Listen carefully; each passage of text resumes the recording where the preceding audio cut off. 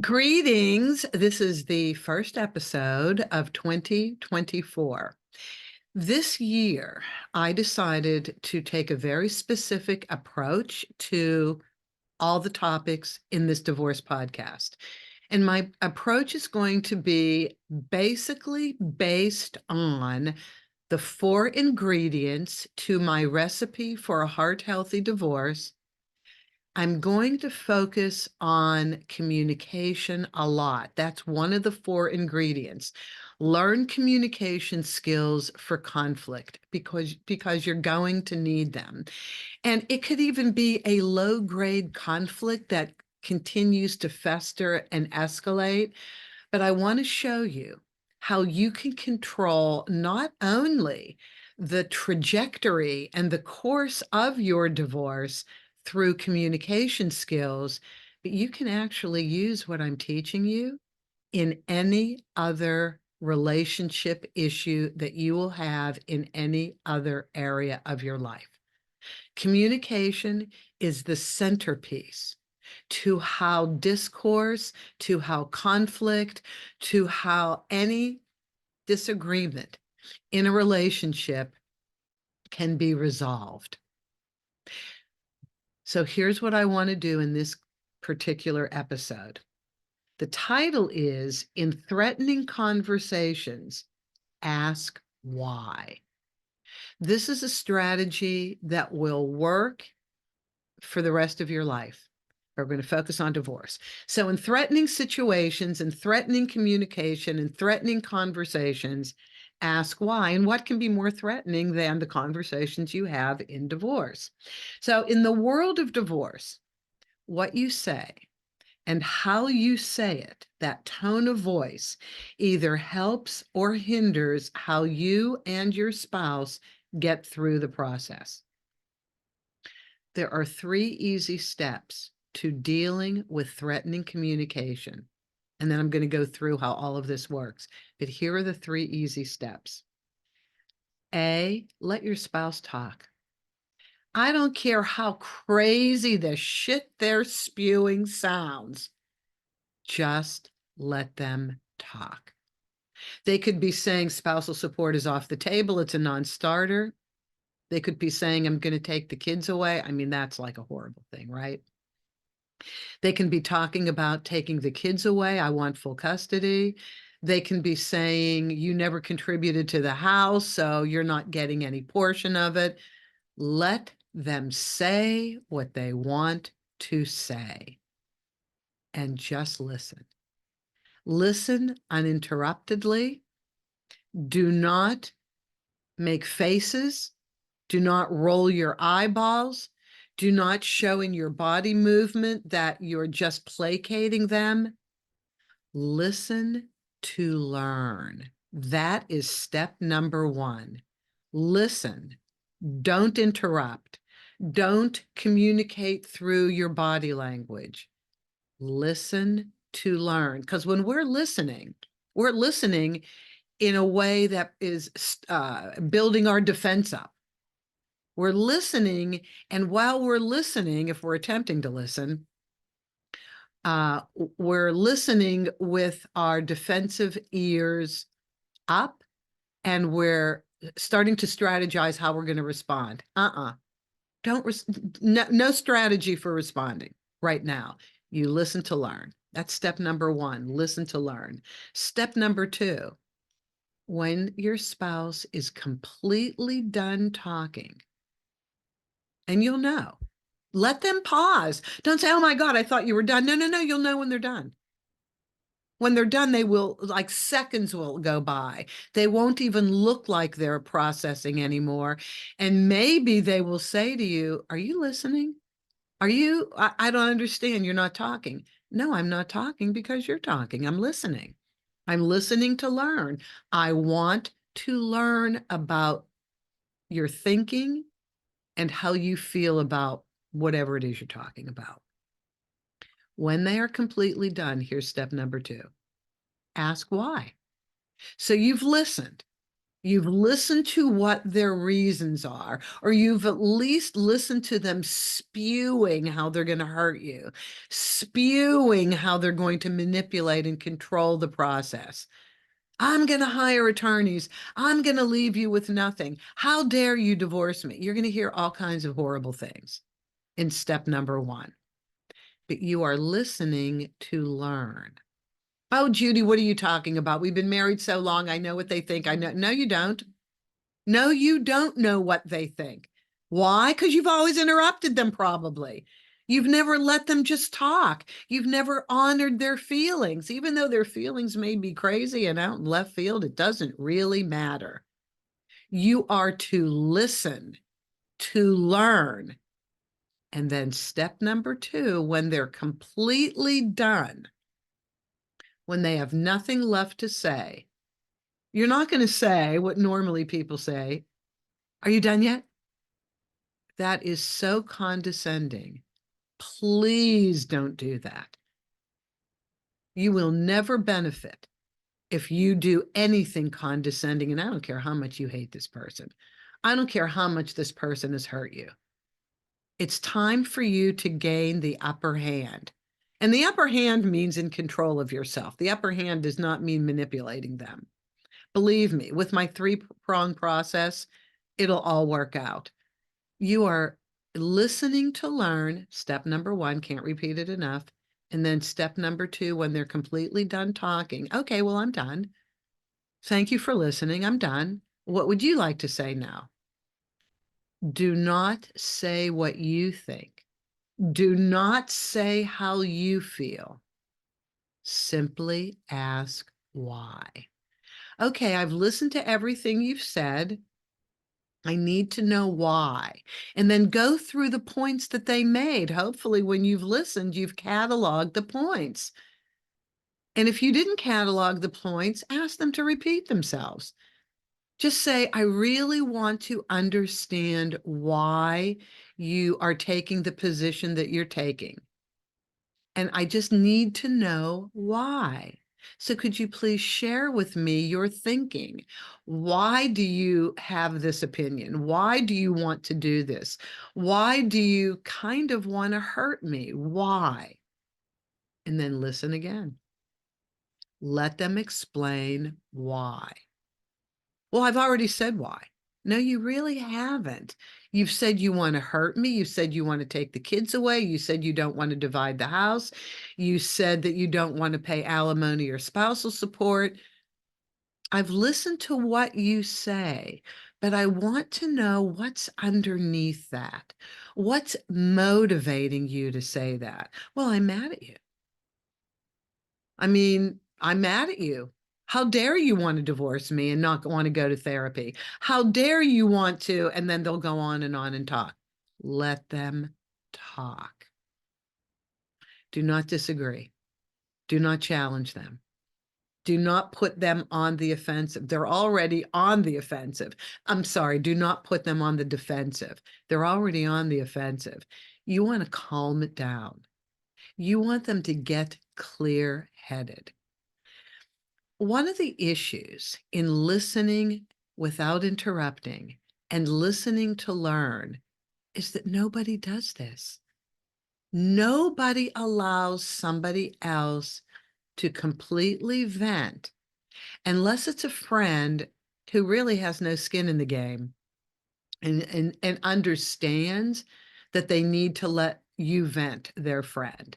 But when you're in conflict with somebody, when you're getting a divorce, when you and your spouse will no longer be together. And I'm going to talk in a few minutes about that bond that's broken and how it affects communication and behavior. You really want to know what's underneath all of that. And nobody asks the other person how to get underneath all of that. Nobody allows anybody the freedom, the space, the ability to process their emotions. Do that. Let that happen. You will be surprised at how it works out. And then number three, when they've explained why, address their issues, address their reasons. Do not come in with how you think. This is not the time to share how you think, strangely enough that I'm saying this. But when you're in conflict communication with somebody and they're spewing venom at you, this is not the right time to use logic.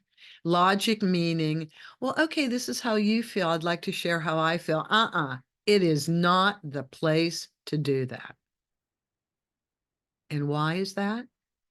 Because your whole mission, your job, your responsibility is to talk to them in a way that allows them to calm down, self-reflect on what they've just said, and possibly change. People will change when they think they're making the decisions to change. People aren't going to really change because you're using logic, because you're explaining what you need. No, no one's going to change because of that. If somebody's spewing venom, if somebody's acting crazy, if somebody's, telling you that they know the law and this is how they're going to control the situation, I mean, that is so illogical, it's not even funny.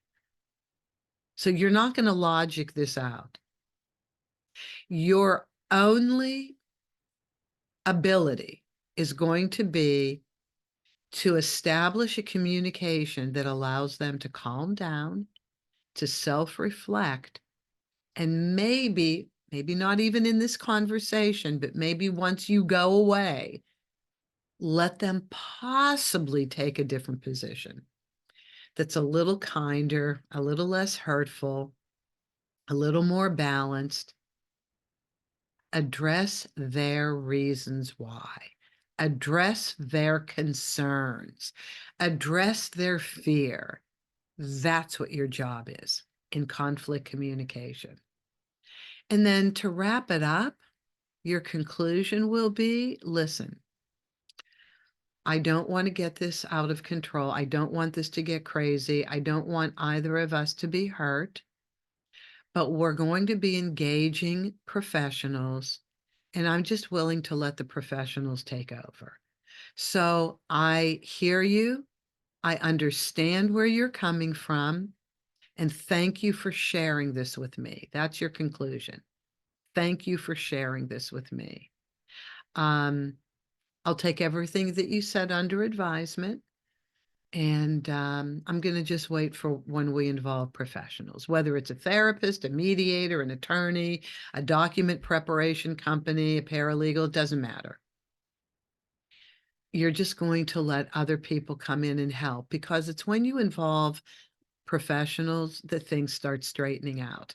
If somebody says, I'm going to take you for everything, obviously your legal professionals are going to say, well, that's not possible in this state, so don't even worry about it.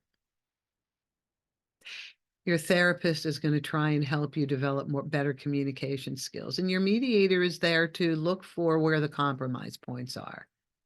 So just wait. Just wait. This is not a battle you want to win.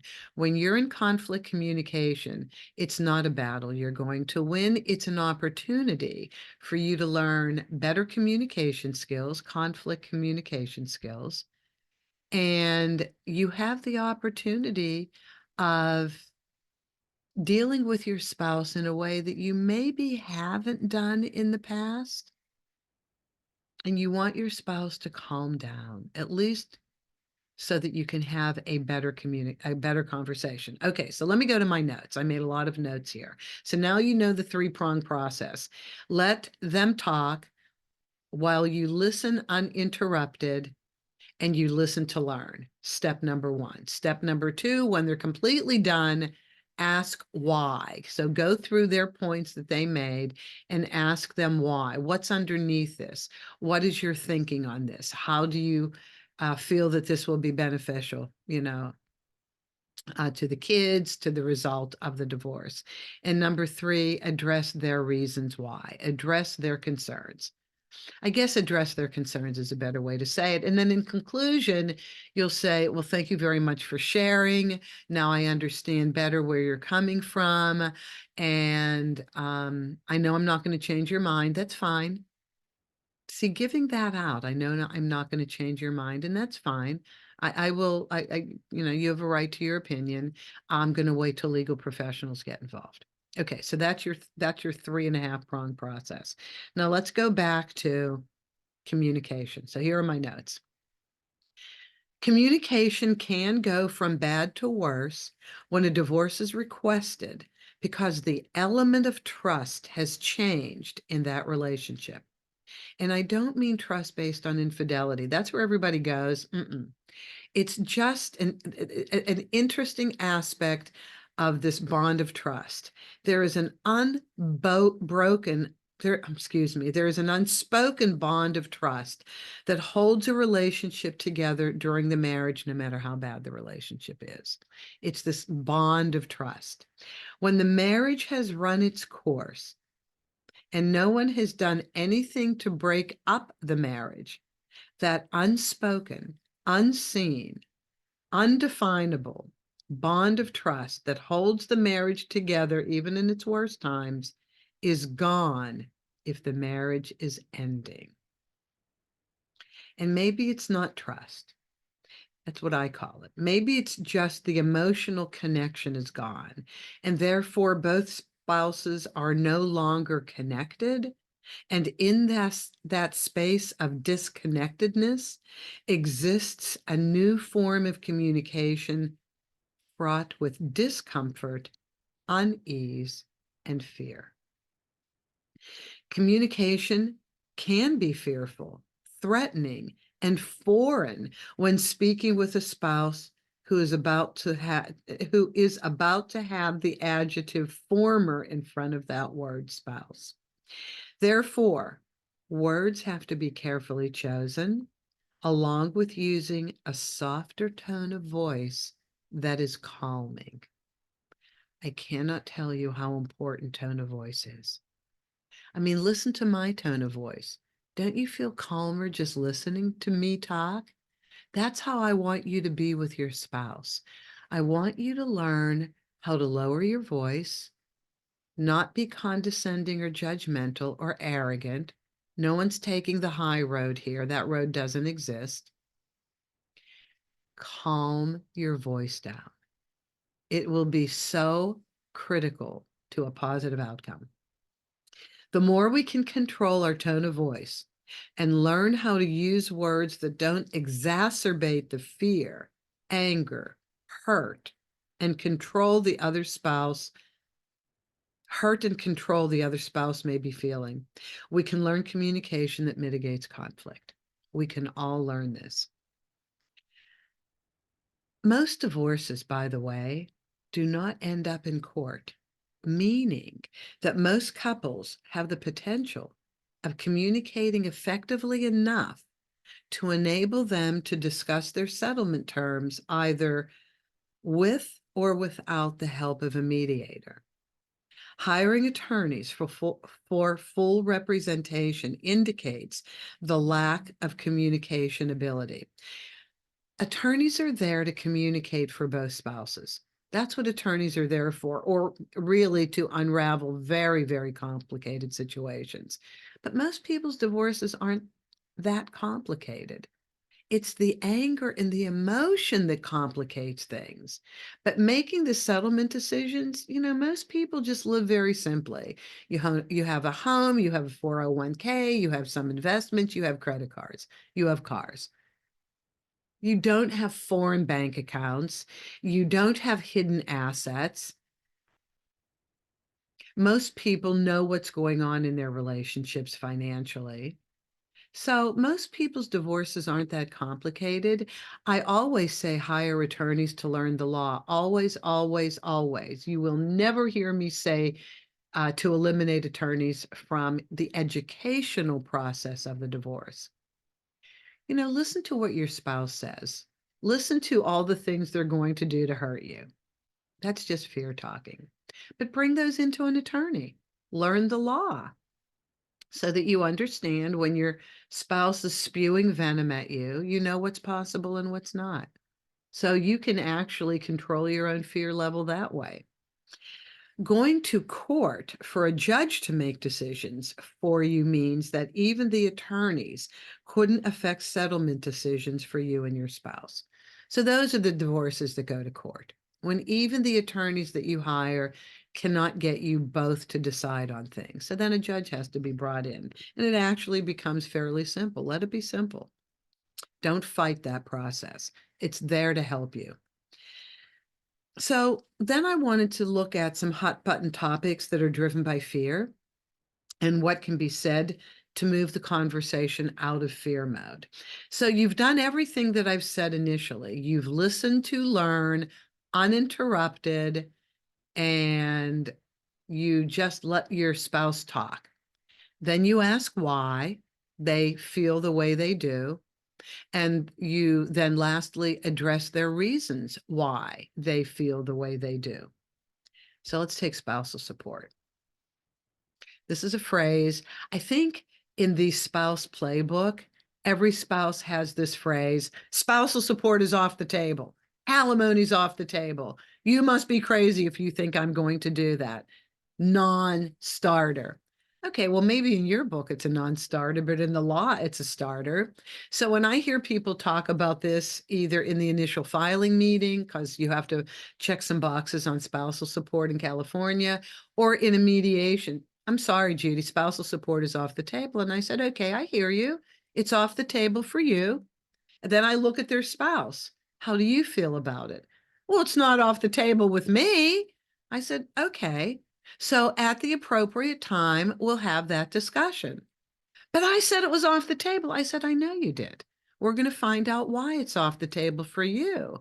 But in the law, it's not off the table. So if one of you wants it on the table and one of you wants it off the table, you can push away from the table, but the table with spousal support on it still stands.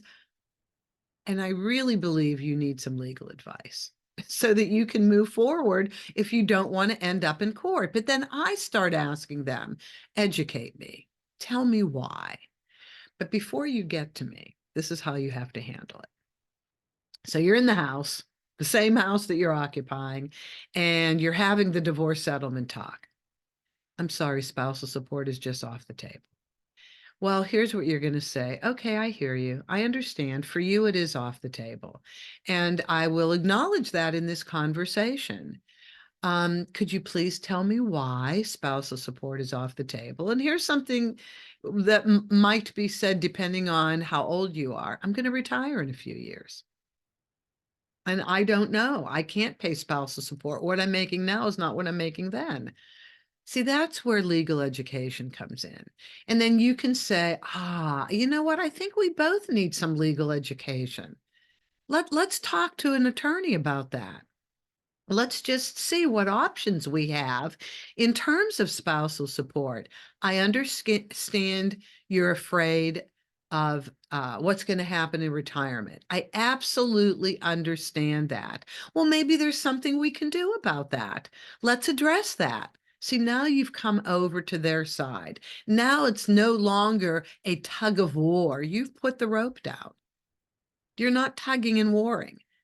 You're actually saying, okay, well, let's explore that fear then. Let's see what we can do to help you and help me. Who's going to argue with that? And if they do, just let it go. Because once you get legal professionals involved, everybody knows it's not off the table. Even the spouse who says it's off the table is only saying it to you. If they say it to an attorney, the attorney will look at them like they have two heads. Well, maybe for you it's off the table, but not for this divorce. If your other spouse wants support, we're going to talk about it. But tell me where your fear is. Tell me how I can help you. That's what your attorney is going to say. Child custody. Okay, how can anything be more fearful than money and child custody? If you divorce me, I'm going to take the kids. Okay, well, I don't know if there's any state in the union that says one spouse is allowed to take full custody and never let the other spouse see the kids, if there's not a huge problem going on, if we don't have drug addiction, if we don't have pedophilia, if we don't have unbridled anger where one parent hurts the other child, like a high-end level of corporal punishment. There is no state in this country that wants a child to be separated from their uh, one parent.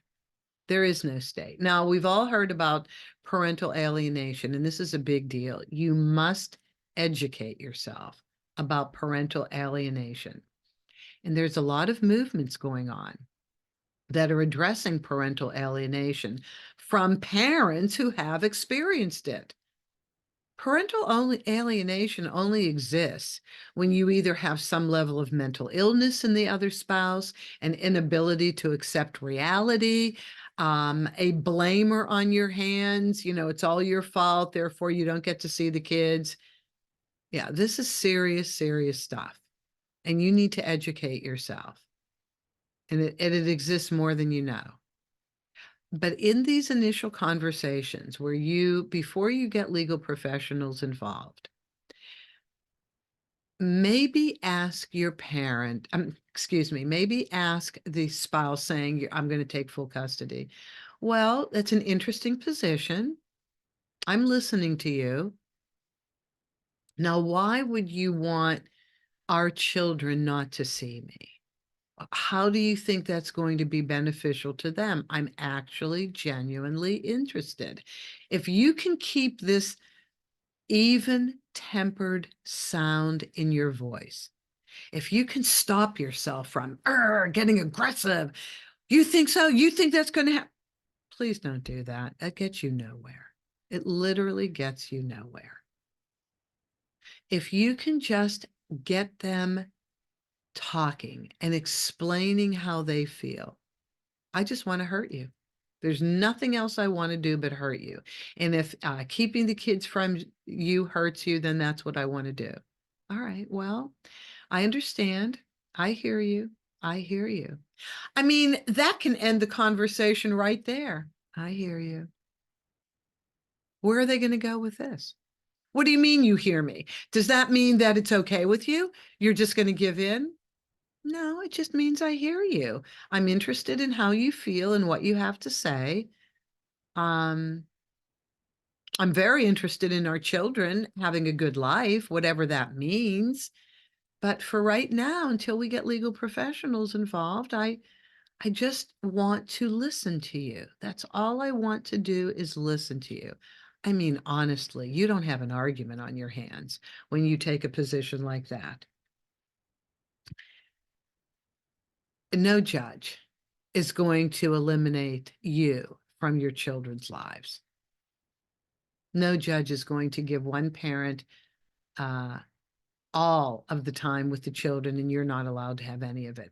Like even in the most hardcore situations, if there's drug addiction involved, there'll be what we call supervised visitation. I mean, it can get to that point of visitation, but with another person around so that the person with drug issues doesn't abduct the kids, doesn't take drugs or drink in front of them. I mean, there is that level of control, but this is not an argument you're going to win, so don't even attempt to have it. There's no winning here. You do need to get legal professionals involved.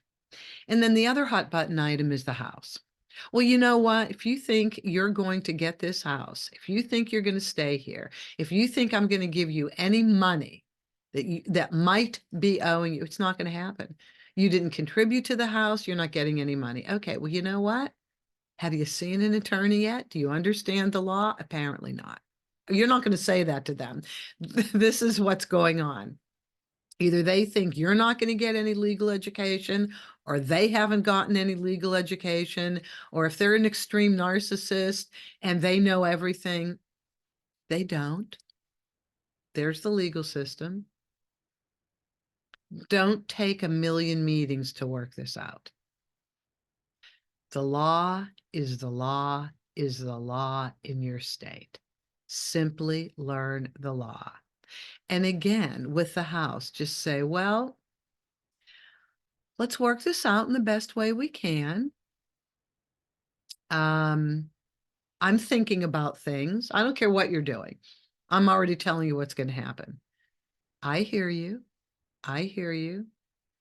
I will get legal education. I need to do that. Maybe you have all the education you need, and maybe what you're telling me is completely the law, but I don't know that. Now, let's just say you have gotten legal education and your spouse is telling you, no, you're not going to get a cent, blah, blah, blah. Don't argue it. Wait till you get legal professionals involved. I know in California, I don't know about every other state, but in California, if there is an issue like the house, and it's the only issue, you can actually request a hearing just to have the judge make a ruling on the house. So you can just end that shit now. Don't let that go on. You know, the house is an enormous asset, and you need to know what's going on with that asset as you progress through the divorce process, especially if there's a ton of equity in the house. You really need to know what the options are in dividing that equity and how it's divided. And if you have to schedule a hearing just for that, you don't have to go full-blown attorney. So this is where people go wrong. Do the hearing. What people think is, well, okay, if there's one part of this that we're not deciding on, I guess we have to lawyer up. No, you don't. You don't have to spend your life savings because you disagree about one thing. You really don't. Minimize, minimize, minimize, categorize, pull things apart. If you agree on the kids, and if you agree on child support, if you agree on dividing or not dividing investments and, outstanding debt, if you agree on everything but one thing, schedule a hearing for that one thing. That's all you have to do. Schedule a hearing for that one thing. I was explaining that to somebody the other day, and they're like, oh my God, are you serious? Yes, it's that simple. It's honestly that simple. Do not let an attorney inflate this. I don't care what state you're in that you're listening to this or what country you're in. If there's only one issue that you and your spouse cannot come to terms with, you do not have to make this a full-blown lawyer up situation. Just throw it open to a judge. And then they'll make the decision on that, and then you'll move on. I love oversimplifying things, by the way, because you need to sometimes. How about just the idea, this is the fourth example, just filing, just getting the divorce makes them angry. And out of that anger, everything blows up. So when the actual issue of filing and getting a divorce is the single issue that blows your spouse up, don't file angry.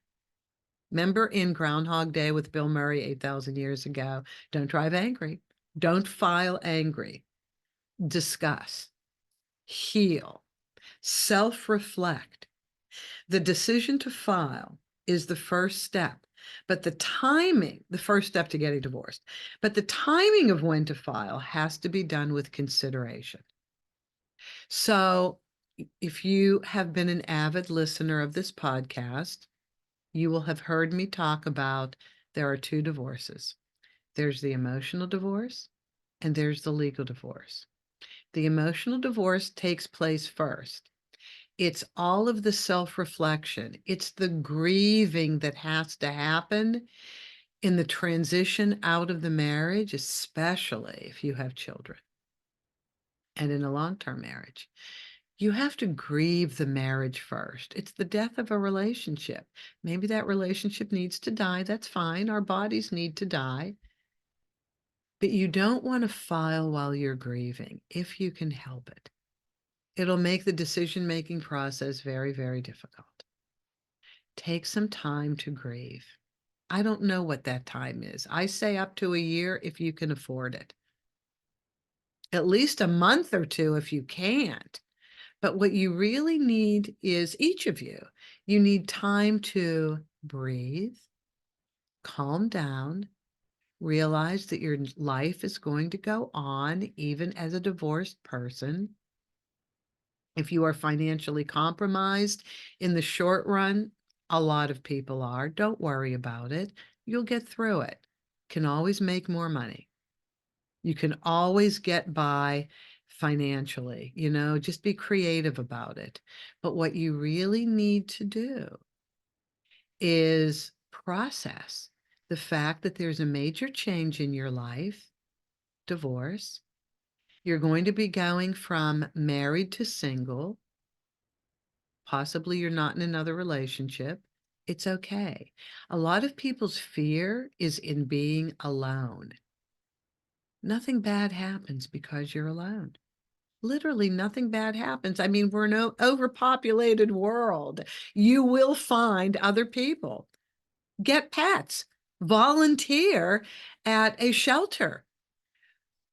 Give yourself over to people. Get out of your own feelings, get out of your own way by volunteering to help other people. Let me tell you something. I had a very dear friend years ago. I haven't talked to her in quite a while, but she lost her 2-year-old son. He died. Well, how horrible is that? Like, this is one of the most tragic things that could ever happen to a parent, isn't it? That they would lose their child, and a 2-year-old, my God. What this woman did, she started volunteering. She started volunteering in youth organizations and with animals. And that's how she dealt with her grief. And so for you, if you're grieving over divorce and you're afraid of being alone, please don't go on a dating site immediately.